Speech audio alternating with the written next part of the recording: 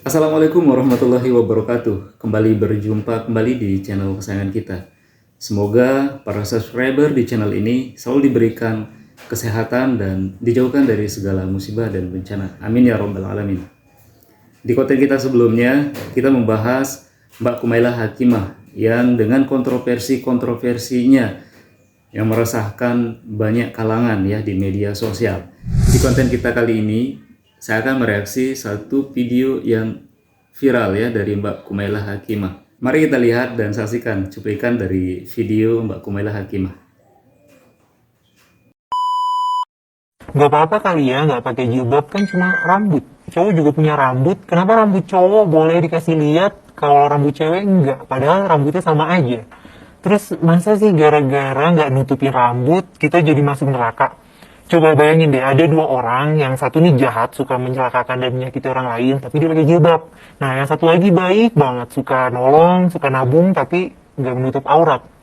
Seandainya nih, berdasarkan sistem di akhirat, cewek yang pakai kerudung ini masuk surga, dan yang nggak pakai kerudung ini masuk neraka, kalau itu bukan perintah ilahi, kita akan mikirnya ini sistemnya cacat nih, hukumnya cacat. Tapi kalau kita percaya, klaim bahwa Tuhan itu paling adil dan kebenarannya absolut, kita ya akan terus membuat alasan untuk menjustifikasi hukumnya.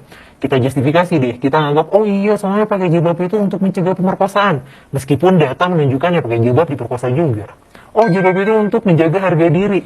Ya padahal konsep harga diri itu konstruksi sosial juga. Kita kan ya sebenarnya ya hewan sosial aja.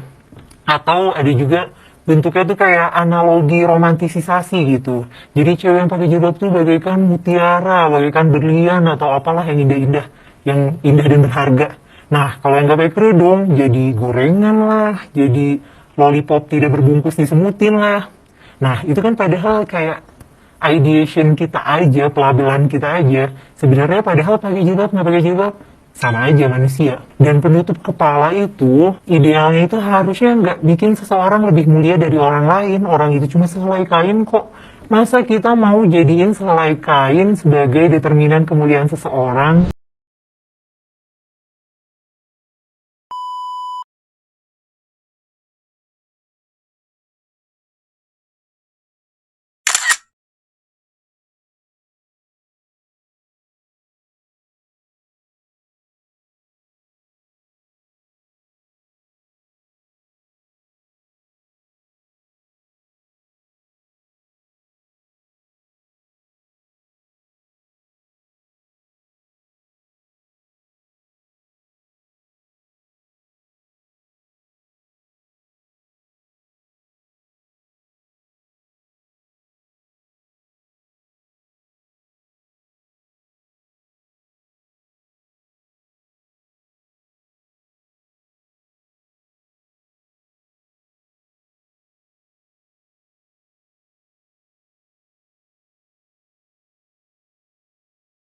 Lalu coba kita dengarkan pendapat para ulama seperti Buya Yahya dan Ustadz Adi Hidayat dalam ceramahnya menjelaskan tentang jilbab. Berikut ini cuplikan videonya.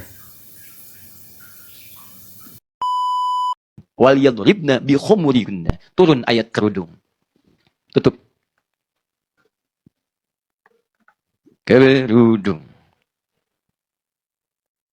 Ya. Lihat fasenya. Lihat fase awalnya. Tidak langsung kemudian pakaian menutup keseluruhan terlebih dahulu. Kerudung. Tapi tidak sampai dengan kerudung saja. Karena ada kalimat juyubihinna. Sampai ke batas bagian tubuh. Tubuh bawah artinya menutup leher. Jadi yang diminta oleh ayat ini bukan sekedar kerudung bungkus. Bukan. Anda tahu kan, kalau misalnya ada barang dibungkus, bungkus, jadi gitu kan? Tidak, ini bukan cuma bungkus, bedakan bungkus dengan tutup. Kata Quran, tutup dengan kerudung, sampai melewati lehernya.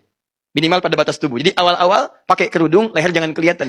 Jadi jangan sampai kemudian kerudung dipakai begini, lehernya nampak begini misalnya. Jelas ya? Nah ini fase awal, ayat pertama turun. Saya bacakan satu keterangan yang sangat baik sekali. Saya simpulkan di sini, ini pada hadis riwayat Al-Bukhari. Nanti teman-teman, saya coba titipkan ini ke panitia. Ini nanti bisa dikopi oleh teman-teman sekalian, di kesimpulan 4 mazhabnya. Nanti saya bacakan di akhirnya.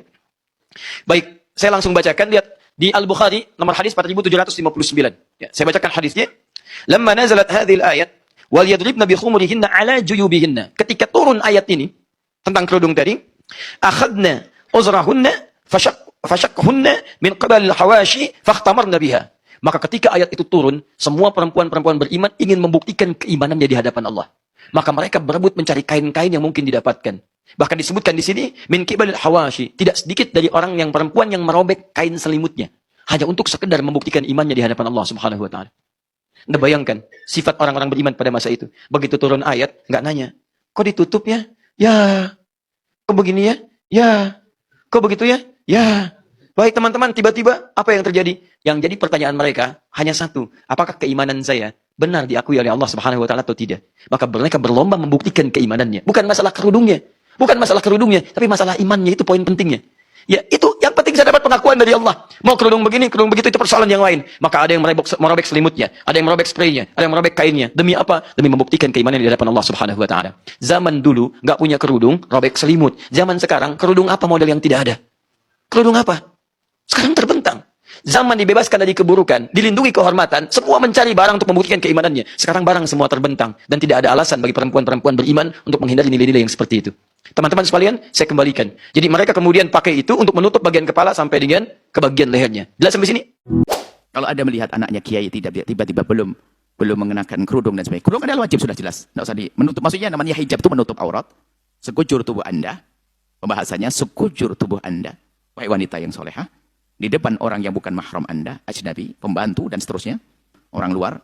Kecuali wajah dan telapak tangan. Menurut sebagian kecil para ulama. Sebagian ulama mengatakan sekujur tubuh. Termasuk wajah dan telapak tangan. Tapi selagi masih ada peluang, Anda pun yang ingin membuka wajahnya ada yang diikuti para ulama. Yang ingin membuka wajahnya dan telapak tangannya adalah ada pendapat ulama juga yang mengatakan bahasanya aurat wanita adalah di depan kaum ajnabi orang lain adalah sekujur tubuhnya kecuali wajah dan telapak tangan. Adapun pendapat yang dikukuhkan dalam madhab kita Imam Syafi'i adalah sekujur tubuhnya. Maka di sini harus Anda punya pemahaman bahasa yang pakai cadar pun adalah dia benar.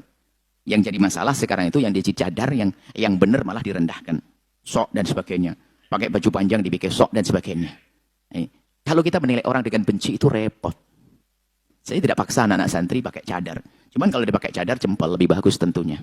Jamaah Anda tidak harus pakai cadar. Tapi kalau Anda rindu atau Anda berkenan dengan diri Anda pakai cadar, hal yang bagus. Yang repot ini budaya merendahkan. Merendahkan orang pakai cadar. Duh. Terima kasih untuk para subscriber yang sudah mengklik video ini. Tetap dukung channel ini dengan cara subscribe, like, dan share.